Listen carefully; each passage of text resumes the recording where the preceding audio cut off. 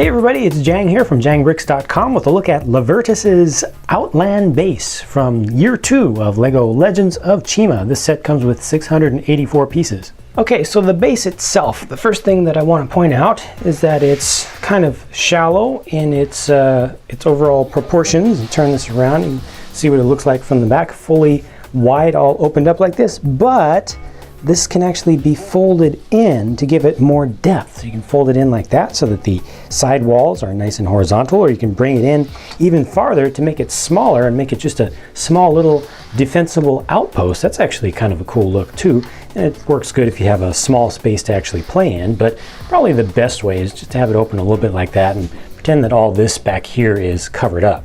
I like the look of this. I like all the different colors and the combinations and the contrast with the orangish yellow, and you've got dark green used back here, light green or regular green used here, lime, you know, the grays and stuff. Definitely feels like it's kind of in a foresty area. You've got some of these new pieces for 2014 for these foliage pieces around there.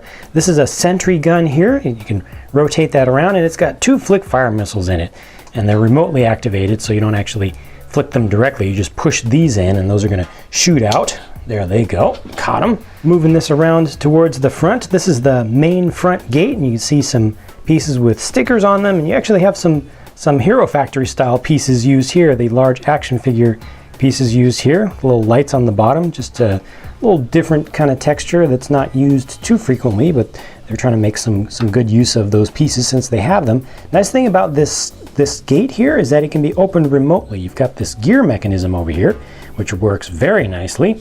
Just has a small lift arm in there, lifts that up, and you have this really nice ramp. Colors go together really well. Lets you drive in and out of there. Also up on top, there's a kind of a balcony section, and you've got this tall tower or communication tower over here, and figures can stand up there. And if you don't want to have figures standing up there, you can use this periscope to be able to see over the wall from behind it. That goes up way, oh no, too far. Don't want to take it up that far, but it'll go up pretty far, and you can actually adjust the angle of this camera on the top. That works great for surveillance, and then you can take it all the way down. There that goes. What kid doesn't like to be able to go up periscope? I think that's a really cool little feature, even if it is a little bit overdone, but hey, it's just a fun extra thing. And then over on this side, more foliage, kind of a symmetrical design with, or build with the overall structure, but on this side, instead of having the sentry gun that actually shoots out flick fire missiles, you have this Gatling gun, and that's got a great little crank mechanism on it, so you can really rotate that around and just dish out some major pain against your enemies. Here's a look at the base from the back, or from the inside, just kind of the overall layout of it, and we'll just continue on that side where we were just looking. And down in here, so you've got some hiding spots. You also have a couple of stores for chi. So there's one chi crystal on that side, and there's some smaller little small chi orbs on the other side. You'll see it's fairly symmetrical, again, the way that it's designed.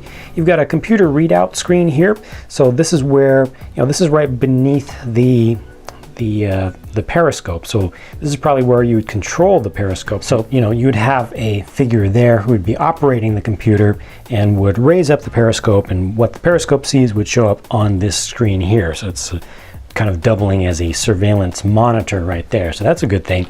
You've got this driveway that actually has a stop at the back of it that's going to stop things from rolling too far. We'll see what goes in there in a minute, but coming around even farther, oh, this is different. This actually pulls out, and those are guns right there. There are 2 of them for Lavertus. He calls those his Shadow Glocks, so he's got twin handguns this time. Yes, they call them Shadow Glocks. That's actually the name of them. High-powered handguns, a pair of them, chi-powered. A little bit different from his machine guns. I guess these would be semi-automatic. Similar design to his machine guns, but just a little bit different. Same base blaster used to build it. A little rack that, you know, gun rack that rolls back there. And then over here on this side, you can see that other store for more additional chi.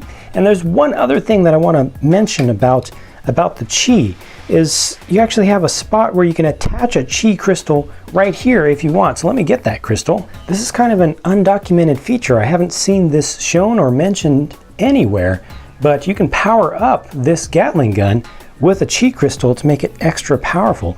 I don't know how any enemy is going to be able to get past one of these that's powered up with a full-sized Chi crystal. But Sparatus is definitely going to try with this half-tracked Spider vehicle. They haven't given this a name as of the time of the recording of this video. I haven't seen any name published for it. They just, LEGO officially calls it a Spider vehicle, but this thing is pretty cool.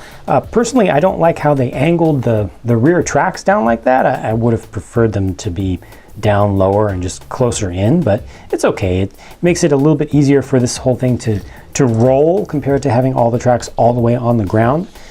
So playability is actually a little bit better there. That front section is awesome. I really like how they used these new pieces, which Sparatus can also be outfitted with if you have a few extra pieces not included with this set. But the way those fit in, just kind of the shapes, and then the colors, all the green. I'm really a big fan of all the green and how that works in here, especially against the dark brown. And Sparatus fits in there very nicely. You've got all these little kind of eye-looking details and different panels, you know, control panels. This also has a spot for Chi, so you can either steal Chi, or if Sparatus already has some, you can power up his vehicle with a Chi crystal right there. There are 2 Chi crystals included in this set in total, so you do have an extra. And then on the back, he also has a dual barrel cannon and a nice little Spider logo on the top of that. But this can rotate around, and it might just be an auto cannon that will automatically lock on to any signatures that are not from this region. But these are flick fire missiles, just your standard ones with the little cones added on the end, but with a remote fire to them. So you actually just push this in, and again, out 2 of those come. I didn't really push it hard enough there. These will work okay, but you do have to give them a nice shove. Let's try that again. There we go. Earlier I mentioned a vehicle that can be rolled up into the base, and here that is now. It is a Lion bike. I believe this is at least partially a new design. I like it. It stands up on its own, so it's very, very stable, but you can lean it over if you want to make it look like it's turning. Fits a figure in there very easily. It's just actually standing up inside of there. It has a little bit of a console on the front. Has a number of stickers. This looks like 3 stickers in total used on this vehicle. Not too much. Nice little use of parts back here to create the kind of exhaust pipe sort of detail, and some Chi brightened areas, just showing a little bit of energy. It's a nice thing, and it rolls really nice, and it'll roll right into the base. Now, you would probably be using this to help pursue some sort of vehicle, any kind of vehicle that's outside of the gates that may have made a little bit of a harassing quick little attack and then tried to run off.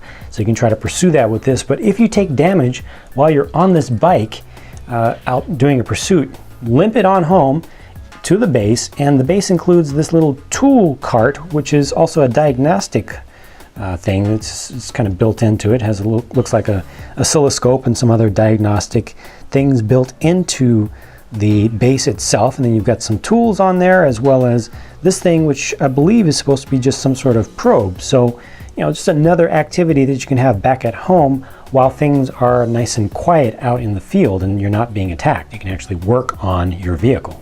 For minifigs, we get Laval here with his Royal Valius sword, and then Lavertus, we've already seen his Shadow Glock weapons.